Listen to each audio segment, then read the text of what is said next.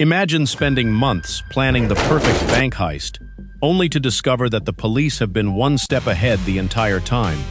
A crew of highly trained ex-Marines believes they're about to pull off the impossible, stealing millions from the most heavily protected bank in the city. But what they don't realize is that every move they make is pulling them closer to a deadly trap.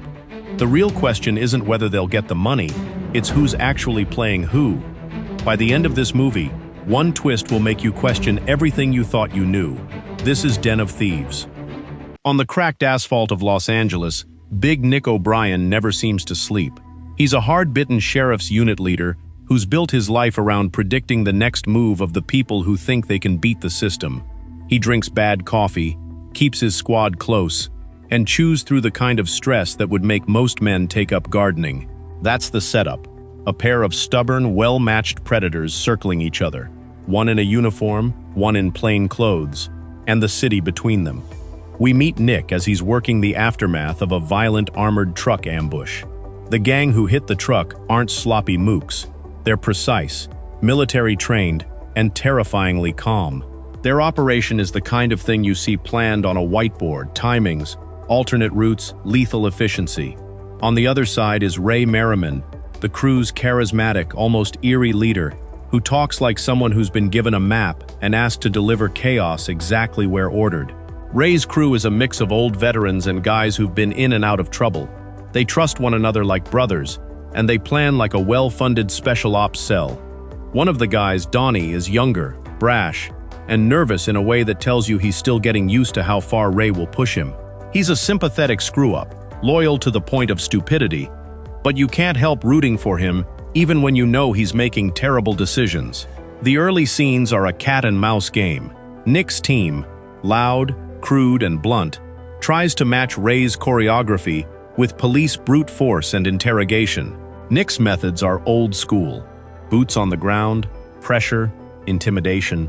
He rattles cages, bangs heads together, and doesn't always win friends doing it, but he gets results. Ray reacts in kind, staying 2 steps ahead, always confident he has a way out. They both know each other's playbooks. They've seen each other's faces in photographs, memorized habits, and the film thrives on that mutual respect. It's almost professional courtesy between predator and prey. We get little moments that tell you who these people are. Nick has a soft spot he doesn't show much. Ray has a personal code and a past that hints at military service, which explains the discipline in his crew's brutality. Donnie is the kid who wants respect and is willing to risk everything to get it. The film spends time on reconnaissance, planning, and the small intimacies of criminal professionalism: surveillance photographs, stolen uniforms, precision timing. These scenes build tension in a way that's tactile. You can feel the weight of the crates they're going to try to lift, smell the diesel in the tunnels they'll use, and sense the grind of planning that has to stay flawless. Then comes the big idea that the movie pivots on: the Federal Reserve heist. It's audacious in the way that, if you think about it, makes your skin crawl. This isn't a convenience store job. This is layered logistics and balls-to-the-wall confidence. Ray's crew decides to hit the supply line that moves cash from the Federal Reserve out into the city. They pick the place where cash is most vulnerable, and they design an operation that's almost surgical.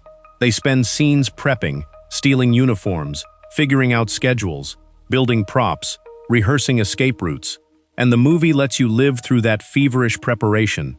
It's the kind of montage that keeps you on your toes. You start to admire the craft even while you recoil at the crimes. Nick's unit begins to close in. He pieces together little clues that, to an outsider, might look like nothing. A cab driver's odd route, a radio frequency change, a cold call from an informant. He's not just chasing criminals, he's chasing a theory. And he treats the investigation like a chess match where every pawn matters. That investigation has costs. Nick's team gets hurt physically and emotionally. One of his guys gets careless, and the fallout is painful. The film is good at selling the human toll. No one walks away untouched, and that raises the stakes for everyone. As the heist approaches, the movie pivots into a tight, suspenseful rhythm.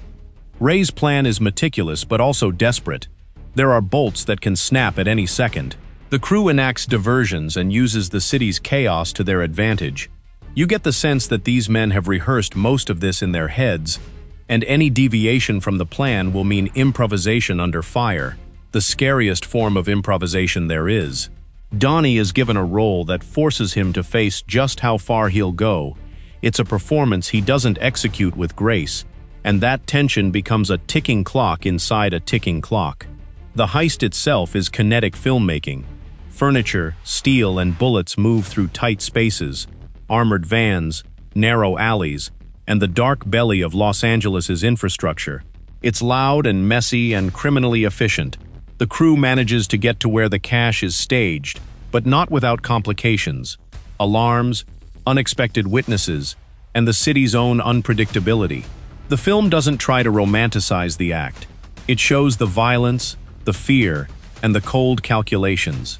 Some crew members show bravery, others cowardice, and a few moments of human weakness become catastrophes.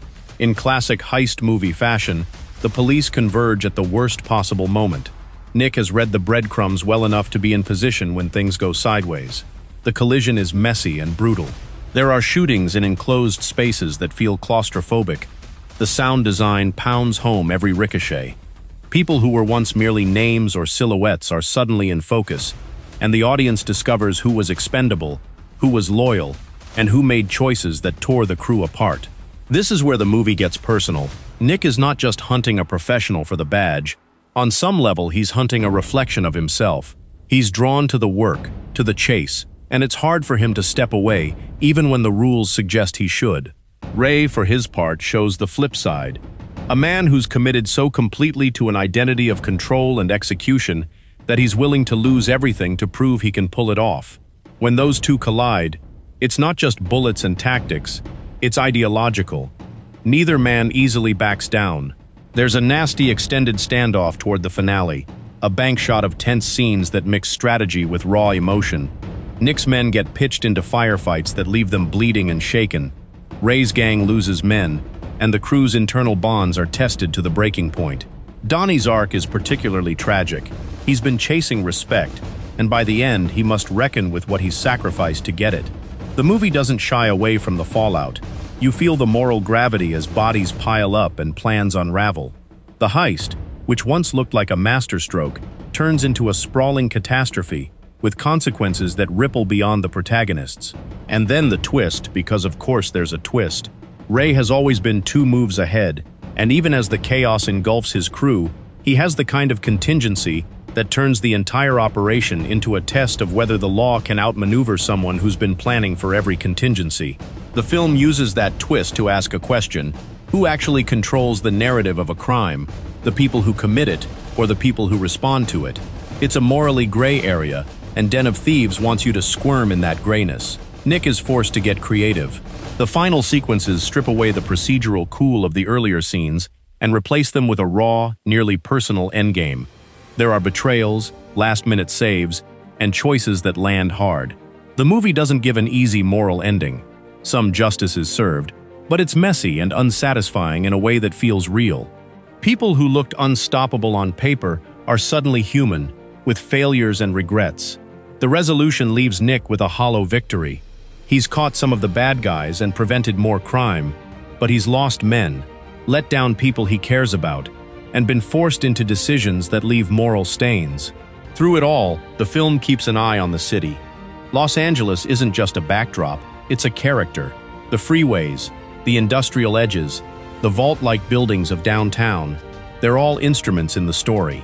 The movie leans into the grime and the grit of urban blue-collar heroics, and it's oddly affectionate even while it's violent. The sense of place helps make the stakes feel lived in. These aren't abstract figures. They are people navigating a city that's indifferent to either their heroism or villainy. There's a bitter humor threaded in, mostly coming from Nick's gallows humor and the deadpan professionalism of both sides. The crew jokes in the face of danger. Nick cracks a one-liner when the situation is too tight for optimism.